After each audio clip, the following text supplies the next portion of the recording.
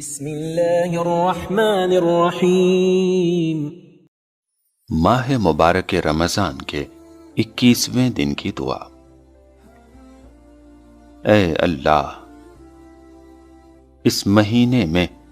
میرے لیے اپنی مرضی اور خوشنودی کا ذریعہ فراہم کر دے۔ اس میں شیطان کو مجھ پر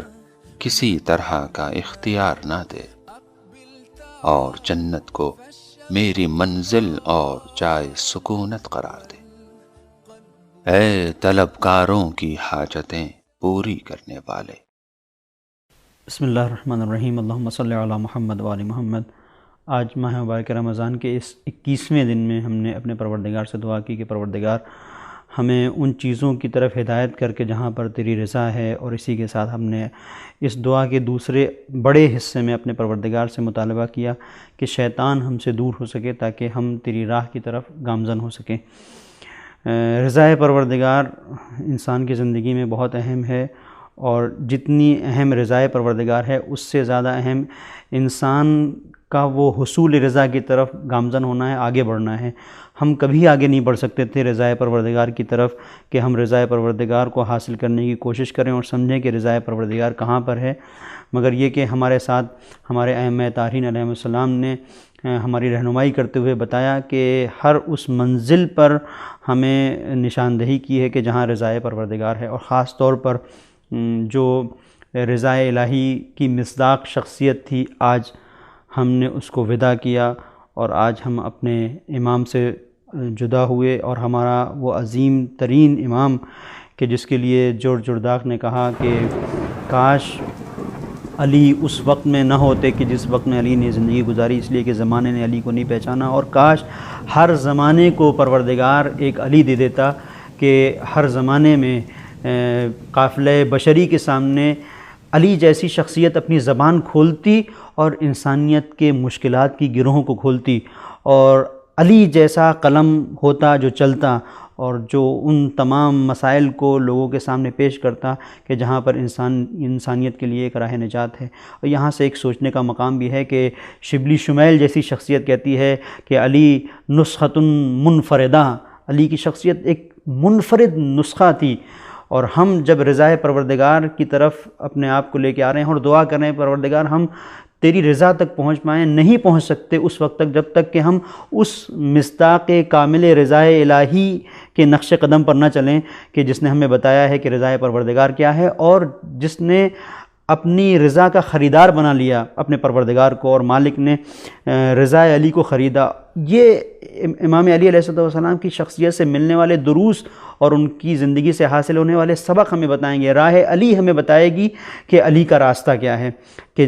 راہ علی بتائے گی کہ خدا تک پہنچنے کا راستہ کیا ہے، اور اگر ہم امام علی علیہ السلام کی زندگی سے کچھ حاصل نہ کر سکیں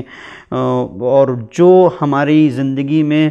تبدیلی اور ایک انقلاب لانے کا سبب ہو وہ کچھ نہ لے سکیں، تو یقیناً ایک عجیب منزل ہوگی کہ جہاں ابن ویل حدید ایک خطبے کو 1000 مرتبہ پڑھتا ہے، اور جورج جرداق کہتے ہیں کہ میں نے اپنے بھائی سے نہج البلاغہ کو جب لیا تو پھر میری زندگی کا حصہ بن گئی، 200 بار میں نے اس کو الگ الگ انداز سے پڑھا، تو بھی کیسے ہو سکتا ہے کہ ایک شفا بخش نسخہ جسے کہا شبلی شمیل نے کہ علی نے ایک شفا بخش نسخہ انسانیت کے لیے لکھا ہے۔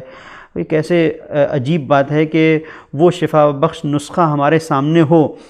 اور ایک عظیم ترین حاذق طبیب ہمیں ایک نسخہ لے کے دے، اور ہم مریض ہونے کی حیثیت سے صرف اس کی تعریف کرتے رہیں کہ نسخہ بہت اچھا ہے، اور جو لکھنے والا تھا اس نے نسخہ بہت اچھا لکھا ہے، اس کے اوپر عمل نہ کریں تو کیسے ہم اپنے وجود کے اندر تبدیلی لے کے آئیں گے۔ تو آج ہم جب رضا پروردگار کا مطالبہ کر رہے ہیں تو علی کی زندگی کے بکھرے ہوئے سبق اور علی کی زندگی کی تعلیمات کو، ان کے معارف کو ہمیں اپنی زندگی میں اتارنا ہے کہ کیسے رضا حاصل ہو۔ رضا وہاں حاصل ہوگی جہاں ہم اپنے نفس کی مرضی کے اوپر اپنے رب کی مرضی کو مقدم کریں گے، اور امام علی علیہ السلام کی زندگی میں ملتا ہے کہ آپ نکلے، دیکھا کہ ایک قصاب نے تازہ گوشت، ابھی اس نے گوسفند کو ذبح کیا ہے اور وہ گوشت بنا رہا ہے، بوٹیاں الگ کر رہا ہے، وہاں پر کھڑے ہوئے تو قصاب نے دیکھا کہ امام علی گویا کچھ چاہتے ہیں، اور کہا کہ مولا یہ ابھی گوشت میں نے تیار کیا ہے، آپ لے سکتے ہیں۔ امام علی نے دیکھا کہ جیب میں پیسے نہیں ہیں، واپس ہونا چاہتے ہیں، تو قصاب نے کہا کہ علی سمجھ گیا، کہا کہ علی کل پیسے دے دینا، لیکن امام علی علیہ السلام فرماتے ہیں کہ میں اپنے نفس سے کہوں گا کہ کل آ کے گوشت لینا، کہ کل تمہارے پاس اگر پیسے ہوں۔ تو امام علی علیہ السلام کی زندگی یہ ہے کہ جہاں پر اپنے نفس کے اوپر کنٹرول ہے، اور یہ ماہ مبارک رمضان ہمیں اپنے نفس کے اوپر کنٹرول کرنا سکھاتا ہے۔ تو امام علی علیہ السلام کی زندگی سے جو کچھ ہم حاصل کر سکتے ہیں، اگر اس کے اوپر ہم نے توجہ کی تو یقیناً ہم رضائے پروردگار تک پہنچ سکتے ہیں۔ ہم نے اسی میں رضائے پروردگار کے ساتھ ساتھ جو دعا کی، پروردگار شیطان ہمارے اوپر مسلط نہ ہو۔ شیطان کس طرح سے مسلط نہ ہو، اس کے لیے بھی ضروری ہے کہ ہم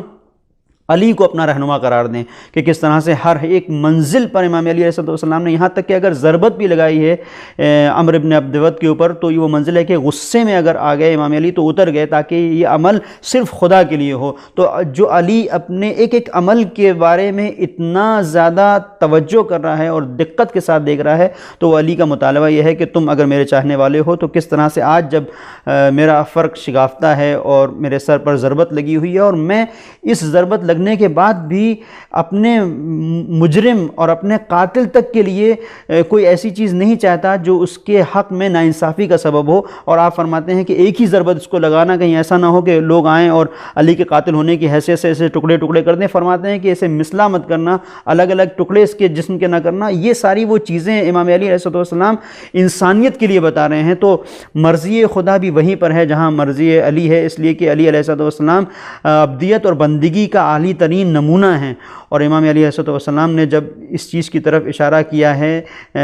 کہ جہاں پر آپ نے فرمایا بندگی کے تقاضوں کو کیسے پورا کرو، وہاں پہ آپ نے فرمایا کہ خبردار تم دنیا میں غرق نہ ہو جانا، کہیں ایسا نہ ہو کہ دنیا تمہیں جھانسا دے دے۔ اور یہ وہ آخری وقت ہے جب آپ وصیت کر رہے ہیں۔ آخری وقت میں شہید مطہری فرماتے ہیں ایک انسان اگر آخری وقت میں کوئی وصیت کر رہا ہے تو اس کی زندگی کو سمجھنے کے لیے بہت ہمارے لیے مددگار ہے کہ ہم سمجھیں کہ وہ انسان کیسا تھا۔ بڑا انسان بڑی چیزوں کو پیش کرتا ہے۔ امام علی علیہ السلام اتنی بڑی شخصیت تھے کہ جنہوں نے انسانیت کے درد کو پیش کرنے کی کوشش کی ہے، اور یہ وصیت نامہ صرف ایک وصیت نہیں ہے، ایک رہنما اصول ہے پوری عالم انسانیت کے لیے، اگر ہم اس پر عمل کر سکیں انشاءاللہ۔ وصلی اللہ علی محمد علی لبیک یا علی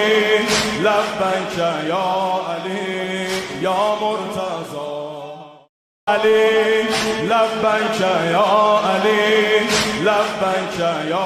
علی یا مرتضی